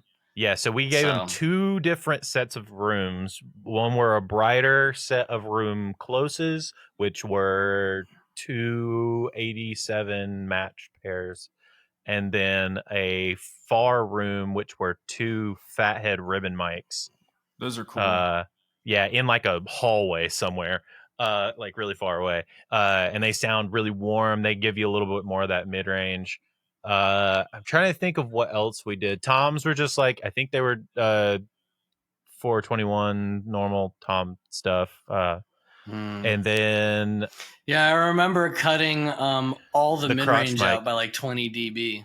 So sounds probably about was right. A 421. Yeah, I think it was a 421. And then we used a crotch mic, but I don't think Scott used it a ton. I didn't use it at all. That's the only thing I didn't. Yeah, I was gonna say the only thing I used it in my pre-bounce, but I could see how it would be too much noise. I think if I mixed the record now, I would have tried to use it because I think I understood later on more of what it was. It was supposed to be very low in the mix. Yeah. Yeah, but I was like, at this point, it doesn't make a difference. Sure. So dense. Yeah. You know it was like, it was a lot. Something I picked up from Lee was doing a butt mic, where you kind of like put it behind the drummer, and then you're gonna want to face it, kind of like in between like the kick beater and the snare, and that is like really really cool. I did it on a Royer. Accidentally clipped the pre, couldn't tell I was clipping the pre until I took the tracks home because we were working on weird speakers, and even though it was clipping like crazy, it still sounded really really cool. Just distorted it as much as I could, and it was really really neat. Yeah, live drums freak me out, man. Yeah, so dude, my next setup, I want to have a small kit in the room so bad. It's manual labor, dude. That's like the other thing is, if you want to know the avenues of music I'm gonna like be doing like the latest probably or exploring later, it's definitely the stuff that requires you to actually get out of your chair, dude. That's the most fun stuff. It is the only thing that isn't that I've done before that I adore is playing live. Live is like my favorite. I want to play live again so bad. I never had the opportunity to play drums in a band, so that's cool. also part of the reason why I want to make sure my next setup has a kit, so I have easy access to practicing constantly. I'd love, even if it's just something silly, I'm playing like small clubs. Like it's cool playing. I would love to mix a live performance. I want to do that for Woe Is Me. I've told them if they can get some. Dude, if you want to play around with it, I could probably get you stems from the place that I work at. Let me know. It's not gonna be metal, but hey, that would be way more fun. Dude, I had to mix an upright bass a couple weeks back, and oh my god, the problem is it wasn't mic'd up. It was a pickup, and so upright basses, whenever most of the mics in them or pickups in them, the piezo have a giant spike at like 250 hertz, which is trash. So you do a giant dip, boost subs, high pass, and then you're gonna want a low pass and kind of just treat it as like a normal bass / sub bass kind of thing. And then the note I got back that week was, we weren't really happy with the upright. We want to hear more of the body. And I was like, well, the pickup doesn't have any body. So I had to try to figure that out on a live mixing console. And that was crazy. But like we multi-track everything, like pre-fader and post. So if you want to like mess Yeah, around with dude, it, slide you're them more than over. welcome to. You know what? Yeah, The first thing I thought of. I'll with snag that, some next time I'm in. I'll be there on Sunday, so dude. I'll grab some for you because Hell yeah. it's crazy. I had to mix a cajon 3 weeks in a row. 2 of which it was mic'd up, and 1 it was an electric The literal cajon. box. A box Yeah. with a 1/4-inch plug in Rattles. it, dude. And what I will say, that sounded better than the kick drum those weeks. That's crazy. But then the hard part is like we had a very limited setup. So like the 1 week, like we're just chilling with a single small diaphragm condenser on top for him to play on a snare and a hi-hat, and then like the cajon has a kick drum mic on it as like his little kick drum, and that was so hard to get the snare to feel right, and then pair that with like an upright bass, and it's like it's crazy, you know. But if you want different stuff to play around with, you know what the first thing I thought of with that cello thing or the bass not having like low end, my idea would be like, I'm gonna duplicate the track and pitch it an octave down and filter everything out. Yeah. Like above like 200. I wish I could, or like 150. The problem is and then just whenever try. like Or if I reprogram the shit. yeah. Well, if it can be helped. The problem is like whenever you're mixing live, because there's no delay compensation, you have to worry about phase shift and stuff like that. And yeah, so Yeah, it's crazy. You kind of Like, just can't do some things. Yeah, dude, it's so much fun though because it keeps me creative. It's totally different than anything else I do, and then I get paid money to do it. So it's like I love doing it. And the one week I was still learning the board. It's an Allen and Heath Avantis, super sick board, but I'm like rerouting stuff because they have like DCAs, which are just VCAs but on consoles, and that was like basically what I would do for like my big fades. And I was like, I kind of hate that because I can't process them. So I set up groups, and for 2 weeks I didn't realize that I had tracks running to the master send and also to the groups. Whenever you send it to a group, that's latency, which then causes phase shift. So I could not figure out why. I think it was almost everything besides my vocals that was happening, especially with my drums. I noticed it, obviously. And I was like, I don't know why my drums just suck. And it's because I just had crazy phase problems. Yeah. God. But like I couldn't really tell confusing. Because it's like whenever they were playing, like I was just, doing my thing. And I didn't really notice until sound check the next week whenever I soloed it. And I was like, I think there's a phase problem. It's funny, the first time I ever had to like actually really like try stuff with phase was the Harm record. Because when on the songs that I did do sample stuff, I had to make sure that everything the was samples the snare was like tuned the same, so it actually sounded like good. And then also like just checking like phase like on and off, like which one actually sounds better. I tried to make sure that everything was in phase, but I don't have Oh no, you did phase, pretty good. There's a Phaseline plugin. There's a Phaseline plugin that you can get that will time delay everything to make sure it's all in phase. Yeah. So first of all, I can't remember what it's called. There's 2. All right. There is Auto Align, which I used it, and that's I was the like, one that this is I've sick used by Sound Radix, and I was this is sick because I was like, okay. What's the other one? The other one is In Phase by by Waves. And so here's the deal: the Sound Radix one is like $150, and it's near automatic. Like it is brain dead easy to use. Yep. But if you try to get everything perfect, it will not do it perfect, and it will actually sound worse. So like if you're using that, it's really best to just like make sure your kick and snare are good. But like if you're even trying to like hone in rooms to like get them a little bit more punchy, like your shot, Waves. Yeah, it's really just for overheads. Is way more work because it's literally a dial. Like that's literally all it is. And then it shows you the 2 waveforms. So then you can like line them up. And that is the one that Lee uses. And he told me to try that. And that's been so much better. And it's literally just like, just make sure like your kick and snare are lined up great with your overheads, and like everything is just gonna rip. And Yeah. I would do It's that really because it's just- also only $30. True. It's like Yeah. make sure it. And really, the rule of thumb is like make sure your overheads are good with your kick and your snare, and make sure your rooms are good with each other. And that's kind of it. Yes. Yeah, that's Because like basically rooms, you can kind of like finagle a little bit more. it. Yeah. I wonder if I showed you what I did for the harm mix, I don't think if you you did. would be appalled. I doubt it. Is that a lot to do right now, or should I show you sometime? No, you can show me later.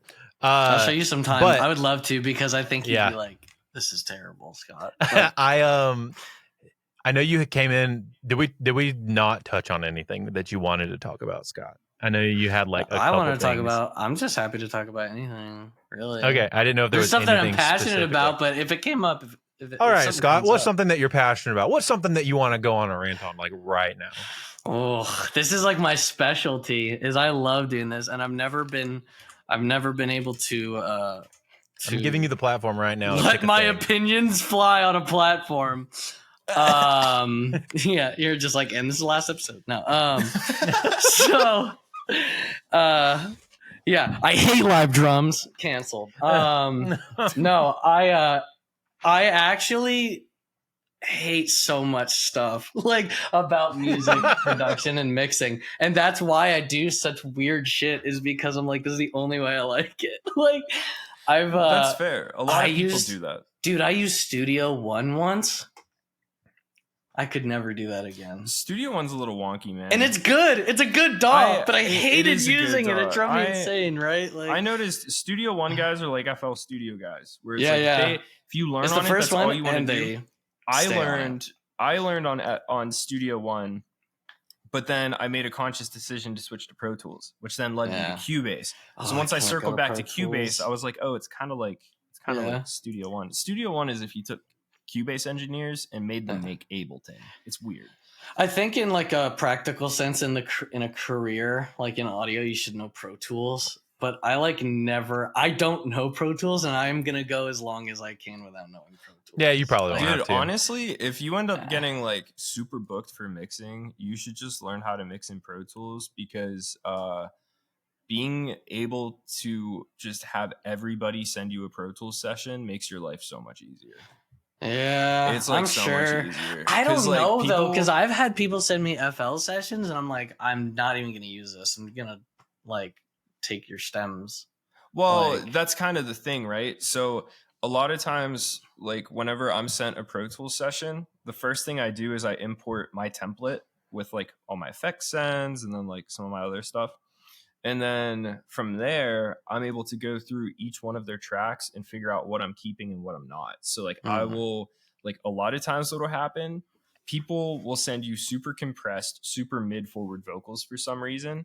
And just being able to undo that instead of asking them to render them a different way is That's awesome. true. That's pretty true. Because another thing that'll happen is if you say, I want the lead vocal raw, a lot of times they won't send you any effects. And then you're sitting there trying to rebuild these super specific like delay throws and reverb throws that were in the raw. Oh yeah, I guess So then that's that way you have that's not everything. like, I don't usually get those in In like, a heavier lot of the music, stuff you I work probably on. In won't. heavy music, Yeah, they you don't. probably They don't. won't. And I think it's because now we got something to rant about.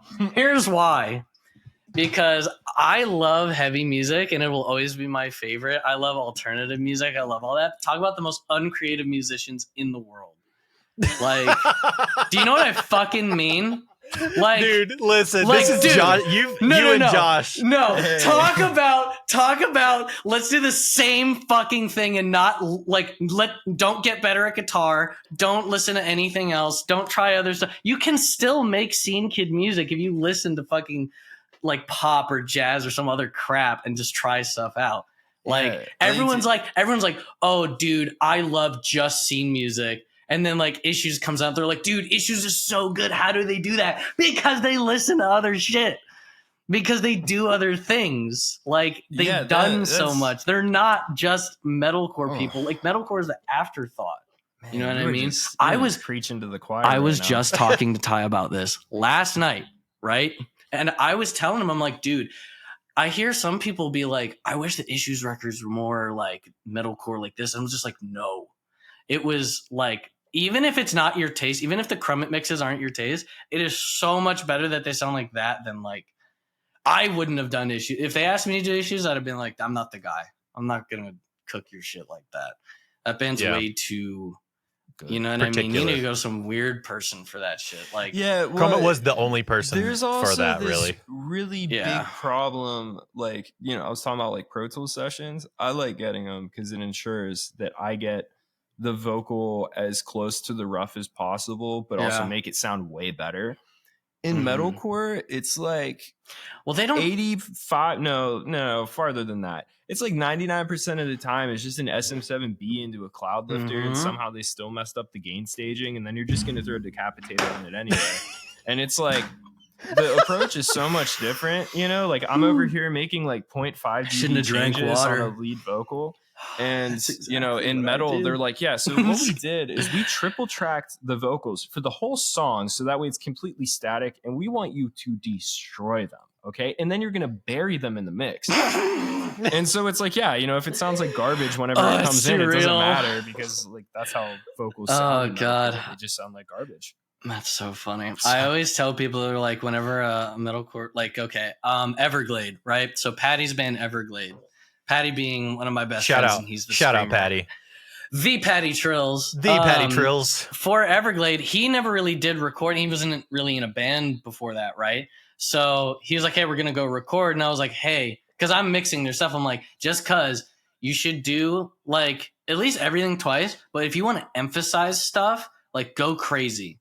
Like if you want to really emphasize, like do like a left and right double, do like one random take that you're like to soak that only in reverb. And this is what I was saying. This is why I brought up the thing. Like bands will be like, let's write our song. Let's go to our metalcore producer and do all this stuff. And they do nothing interesting. Dude, how sick are ad libs? They're awesome. They're so good. That's why Volumes fucking rips, bro. Yes, exactly. Like, and it never happens in metalcore. It's like, dude, listen, whether you like it or not, because most people who listen to metalcore only listen to metalcore. Metalcore is the same exact thing as trap. Okay, it's the same. It is there is zero difference. Okay, yeah. They're the same. The more like trap and like other stuff I listen to, the more I'm just like, oh, this was not just like that one note shit I thought it was. No, and I'm realizing like, yeah, it's literally, they probably think metalcore is just. Well, that's another thing. Like historically, like punk and hip hop have always been like pretty close. Yeah, they have like more similarities than differences. Yeah, exactly. You know, we're talking about, you know, a bunch of poor people screaming about authority in aggressive ways, you know. And so it's like the composition of the music isn't that different, you know. And being that like metal is screaming and hip hop is rapping, it's like and then it's just not that big of a difference because it comes from such an emotional place. Yeah, because it comes from such an emotional place. People often just say like, I'm just trying to get it out, and there's not a lot of like songwriting. Yeah, that's the thing. Is I feel like I think it's different now, but if like circa 2018, I'd have been like, metal bands don't know how to fucking write songs. Like they didn't. You know what I mean? They didn't. Even now, like mid-tier metalcore bands don't. Yeah, like you don't get good songs. Like it's getting better, but the problem is it's like it's always like I want to do the extreme of that, so then you get watered down. Yeah, and then you also have the whole like trope where they feel like they have to do everything themselves or else it's fake, you know? Yeah. And so like, I tried like writing with metalcore bands, and it's either one of those things where you're sitting down with the band and you're writing a song, and then the drummer is like, "Oh, I didn't know you were going to write it for us," and I'm like, "Well, I'm writing it with you." I'm writing it with you. We talked about this. I don't think we're in an email thread, but on top of that, like you're going to show up in 2 days and record the worst drums I ever heard anyway, so it doesn't matter. Oh my god! And then, so it's like that's why like Drew Folk is so big, because he knows how to get great songs out of these great bands, and they're all fine with that, you know. And like a lot of bands just Drew's so good, thing. man. And Dan Bronstein's the same way, right? Same way. He knows how to take stuff, man. He knows how to take a band that's already really good at what they do and just make that band write a better version of their song. I feel Right? like the newest Volumes record and the Spirit Box record, He did the Eternal new- Blue. He also did the new TGI single. Oh yeah. Did he mix it too? I know he wrote it No. and produced it, right? Yeah. Okay. What's his name? Cervini mixed Him. that one. Him. Yeah, him. He mixed Him. it. Yeah, the Dude, guy that's mixed Zach- everything. Zach Cervini is like my mortal enemy that doesn't know I exist, because every time I hear his mixes, I'm just like, why can't I do that? Like, it's like too perfect. It's like, how does he do it? It drives me absolutely insane. I hate as soon as I hear he mix something, I'm like, oh, this is the only thing I'm gonna listen to for 2 weeks. I'm just gonna like listen to everything about this mix, because it's always so like, Hey, man. there's something about it.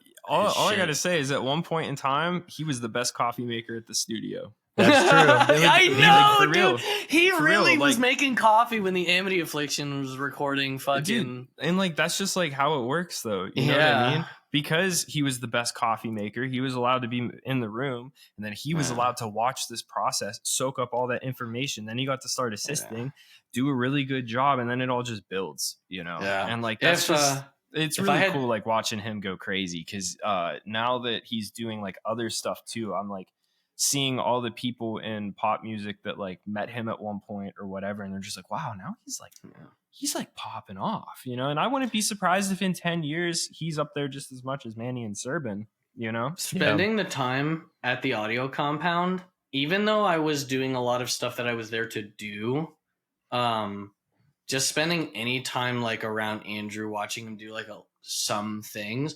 There was a couple things like on the first morning I was there.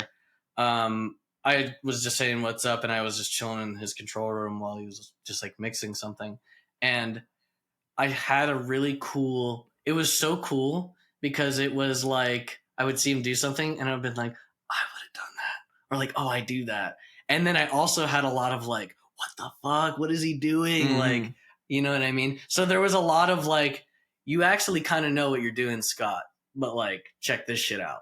Right? It was so cool, and it really like got me like, it got my gears turning so hard. So like being around that is like, it's such a great experience. Like, just clean the toilets at your favorite studio, man. Like, just go do learn it if from you people have who to. already know what they're I doing, mean, right? Go actually be like a person. Go actually like not a person, an actual mixing engineer, and like go actually work. You know, but So just get around it. I was gonna say when I was on that call with Phil and we did our episode. Something he talked about was the fact that when he was assisting with Will in Philly, is that he was assisting with Will and also working full time on his own stuff, and like at the same time. So he was like assisting with Will, and then he would get Will's whatever his project was to a point where like he didn't need his assistant there anymore. Like, you know, they were just doing overdubs or And then he vocals would or go whatever. and do. And then he would literally drive from Philly to Austin and track a band for a week and like work on that record, and then drive back to Philly. And That's crazy. Or he would drive dude. to wherever. I mean, that's awesome. Yeah, but like you can't just, I think it's it's both, right? It's not just go sit and learn from somebody who's already doing it really well. Go do it. Or just go do it until you get it right. It's do both. Learn from somebody, if you can, learn from somebody who's really good at it, and also be doing your thing at the same time. Always be listening and always be doing. All I gotta say, dude, is I'm still hung up on the Philly to Austin drive. That's crazy, I would right? never do that. Austin is far from here. How long is that? That's like, hey Siri, 18 hours. How long is the drive from Philly to Austin? Yo, you just fucked up some people's phones. My bad. Traffic to Austin, Texas from hey Siri, text mom. Nice ass. Don't do that. Don't do that. Oh God. Well, now it's gonna be fun. It's gonna be funny for other people, but it almost got me. Yeah. 25 hours. I got for the you. answer. Oh God. No, that's from Philly. 25? 25 yeah, hours. I couldn't do that. I couldn't do let's that. I see. could eat 10 hours to Atlanta. But From Atlanta, yeah, it's like 10 and a half from here to my I hometown. could. Oh, I could do Yeah, I was gonna say it's like 14 hours from here. Yeah, that's not like the end of the world. I love doing stuff. I love traveling to work more than I thought I did. When I remember like mixing engineers I looked up to being like, yeah, dude, go somewhere and bring your gear to go get the work. I'm like, fuck that. And then I drove down to Atlanta and stayed there for like a month in Ryan's basement with my whole setup and wrote like 3 incredible songs with him. Because And I you're was in a like, I'm totally so glad I different did headspace. this. I'm so glad I did it. Like I hate fucking schlepping fucking stuff, and I hate manual labor with like every fiber of my fucking being. But like when it's there, I was like, dude, I actually love this. Like it's really cool. I wrote some songs with Whitney for Pirate Cantha, which are 6 songs. Like it was a good time. Everything I worked on when I was there was awesome. Yeah. It was very cool. Scott, let's go into more of our like last little segment. So let's talk production / mix tricks. What's something that you do that gets you really stoked, or something that like a mix trick or a production trick or something like that that like makes you really stoked that you do, or that you found out recently? Ooh, I mean, you can do more than one if you want. Yeah, I mean, some are basic and I just never did them. Some are me discovering basic ass things, but some I think are actually pretty cool. Let me think here. Ask the question again. So like, what's a mix trick or something, a production trick that you get really stoked on? I love getting the side chain to feel just right. Ooh. On like, doesn't it that feel good? Side though? chaining my kick to my bass, but also the guitar and the snare to the guitar, like the rhythm guitars. Getting that, like just that little bit, is so good. I love it. It just gets you that like the kick just sucks the air out of the song, and it's so dope. That's a Cervini thing, 100%. You could do that on the overheads too. It probably is. But I love that. Plus, I mean, I just been talking to so many EDM producers, and they all they do the fucking sidechain where they draw the fucking. I'm like, nah, I'll just use a compressor, dude. But you've I mean, it's irrelevant. FL has a million ways to do it. I was like, do you have LFO tool? Even though it's help you out with the kick drum. You have Fruity Peak controller. Dude, I realized there's a bunch of stuff in Ableton that I never downloaded. Dude, that's what I'm going to. I just did a fresh install of everything. I just finished it this morning, so I'm like excited to dive in and like learn more about all the extras that they threw in there, because I didn't know that color limiter existed. I didn't know that spectral blur or whatever it's called. I didn't realize awesome. that. Spectral resonator. Spectral resonator is so sick. And then there's spectral the delay one. Yeah, I have that too. That's called spectral time. No, I'm talking about spectral blur. It's in the creative extensions pack. I need to get nerdier. I was like, I like when I get sidechain right. Crazy. It sounds like the delta of Soothe. Yeah, Soothe is like the best plugin ever. I'm terrified, dude. If I ever showed people like a mix or like mixed live, people would make so much fun of me. They'd be like, he just uses Soothe and Pro Q. Bro, whenever you're just plugins, and I'm like, dude, I'm making it sound away. Like, who cares? But like, it also is funny. Like, you're also making wall of sound music with guitars that take up every frequency. Yeah, wall of sound music is very much different, my friend. Dude, you know what I busted out the other day? I busted out CLA drums. I did, and it was the only thing on my drums. And I'm becoming that guy today. I might dabble with CLA vocals. I'll become the meme, dude. Yeah. I'll become the meme, the Ryan Tedder meme. I don't care, dude. Just turn it up. Like if you need more, turn it up. 2 clicks and it's perfect, baby. Yeah. No, crazy cool production stuff. I mean, it's never usually like, oh, I found this crazy trick. You know what I mean? Like tricks are always like, I'll always learn about them from other people. I feel like you do interesting stuff with guitars. Here's what I do. I do a lot of side EQ. Honestly, I use a lot of stereoizing plugins like Ozone Imager, like just like that, and side EQ.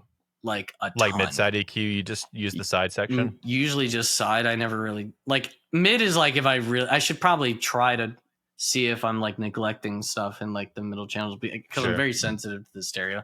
But here's the thing. The biggest explanation you would know because you've heard this, I'm pretty sure. But the biggest explanation for why my mixes sound the way that I do is because of the car that I drive.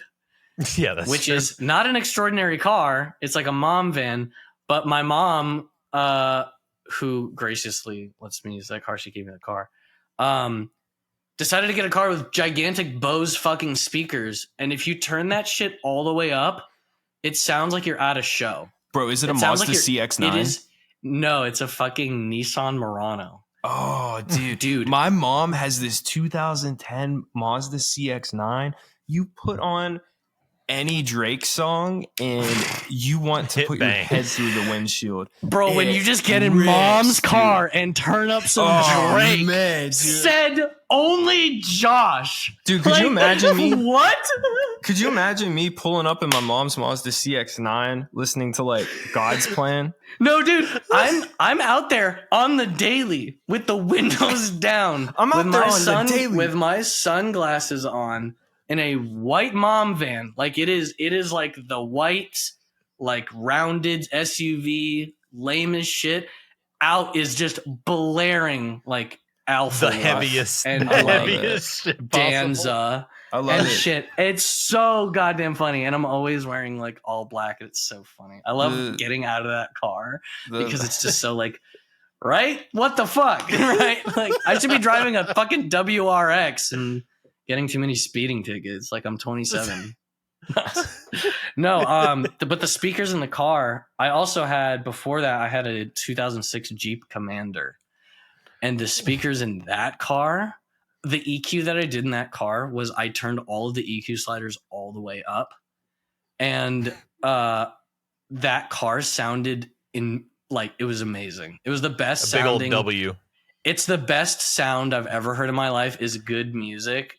Like heavy music blaring out of those speakers with that stupid EQ, because it made my brain like before I knew like that it didn't sound good. My brain was like, what is this effect? And I'm like, I love it when I feel like I'm being like burned alive by sound coming out of my speakers. Like I love feeling like it's cooking me.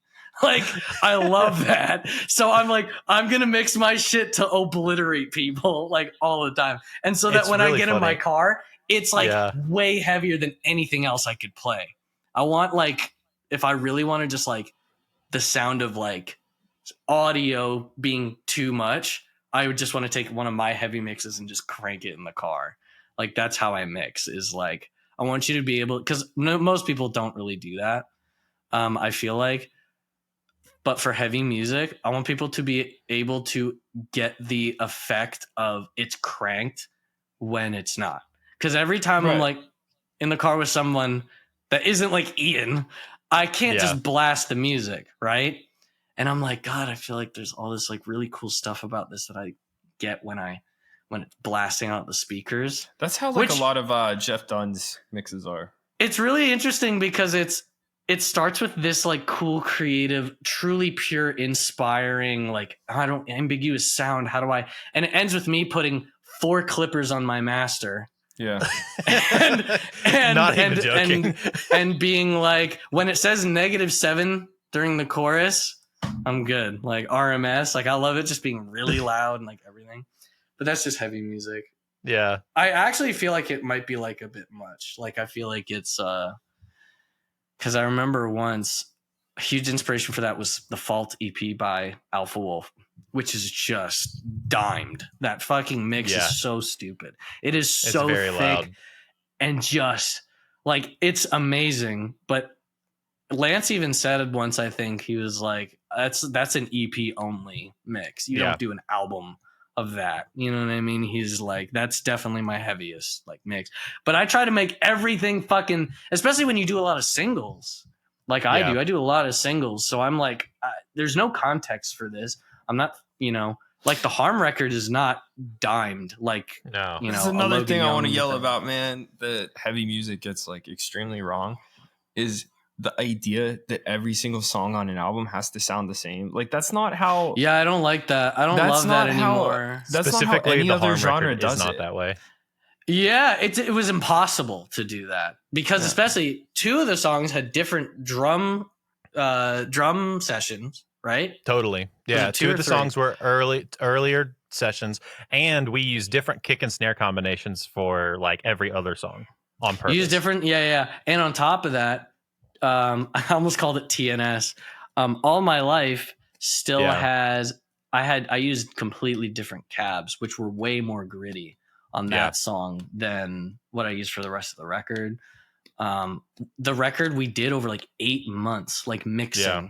and so the mixes are so like there was no way it was gonna sound like, But they uniform. sound cohesive as a record. But it sounds cohesive as a record because it's the same stuff from the same people. You know what I mean? Yeah, And like, for sure. it's just time. It's just time and like the factors of who we are and what we do that made it sound like how it For sounded. sure. Scott, we're gonna slowly roll this to a close. Last All thing I right. want to ask you, give me 2 things I want people to check out. So something that you are stoked on musically, like a band. When is this or coming whatever, out? In like 2 or 3 weeks. All right, I'm and hoping then- it's out by then. Okay, and then something that's that you find underrated. It could be old, it could be new, it could be whatever. Okay. On thing to check out, check out the Harm record because that's just good shit. But also check out Woe Is Me. Check out Woe Is Me's new single Ghost. But what I really wanted to bring up was the new single, which I am finishing tonight. I'm sending the final, like that's getting uploaded tonight. I got the last, like just like this and this, and we're good, right? And Yeah. it is like tiny shit. And that song is like the mix on this song to me is like a head and shoulders above everything I've done. Like this is my best mix. It is like titanically heavy and clean and like the song Everything is that you so wanted good. to be. It's like it is a perfect storm of metalcore, I think. I think this was like it's Woe Is Me's best song, in my opinion. I think this is the best written song they've ever done. I think it's their most creative. I think we did so much cool production, all of that. And it'll probably be out, hopefully, by the time this comes out. But check that out because that's like the thing that I'm like the most proud of, like mix wise. You can check out my solo music at Scott A. That's underrated. That's I don't know about that. I don't try hard enough. I have 4 songs. Like Yeah. But yeah, I mean that's just kind of it. Just my socials are all Scott A or Scott A Seigel or something. I always post what I mix whenever something gets released. I'm always like, hey, I did this. Like, go check out the band, check out the record, like whatever. So if you Sick. ever want to know, I will always be posting about it. Underrated.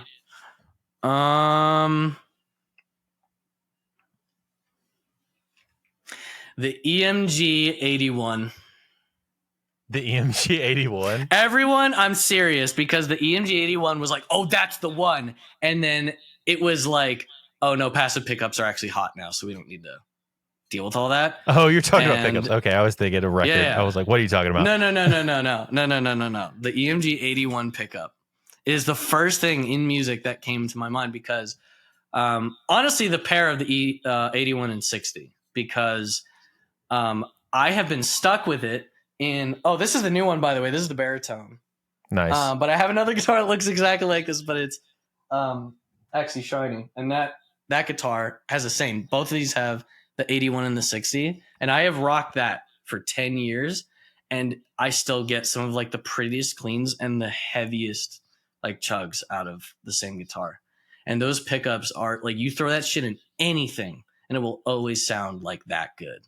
Yeah. Like I feel like that's Sick. truly, if you're gonna do metal and you're broke, get that pickup set in your guitar and you can keep it in there for like 10, 15 years and you'll never be like, this is stopping me from sounding like professional or like heavy or like my guitar sounding really good.